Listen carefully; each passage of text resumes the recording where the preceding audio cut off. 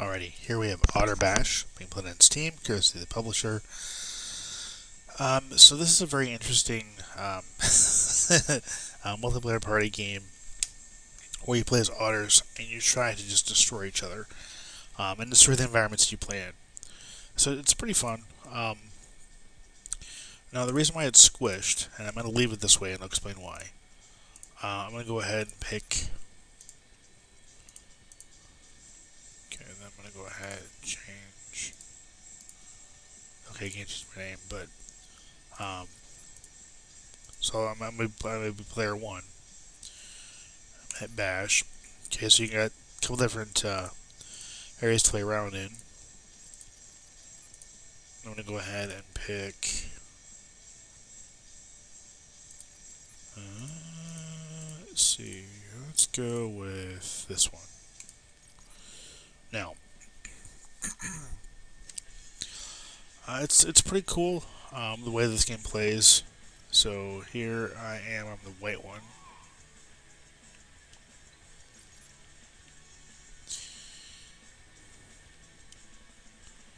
And then we got otters over here. Now, the reason why it's squished is because I initially tried playing this in 64 by 480 in order to help with the performance of the game, because the game doesn't play very well on my computer at all. And that's because there's no options. There's no way to turn anything off. And I think it's coming down to an issue with my graphics card, because it wants to try to max everything out, and there's no way to change that. It's not an issue with resolution, because I've forced it into 640 by 480.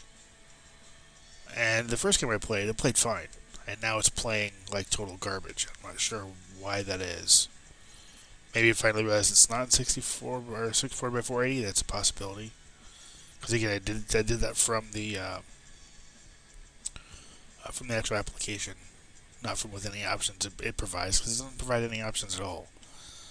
There's also no AI. You have to play with other people, and it's only local co-op. Or only local multiplayer. There's no online multiplayer at all. So the game definitely does lack a lot of things. It lacks options to change things. It lacks online multiplayer. It lacks the ability to play against AI bots. It relies on you playing with two people on keyboard and two people on controller.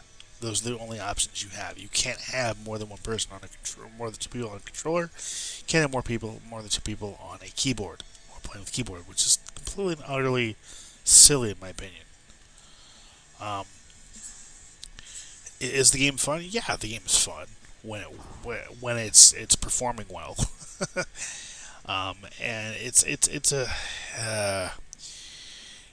a decent game for what it is.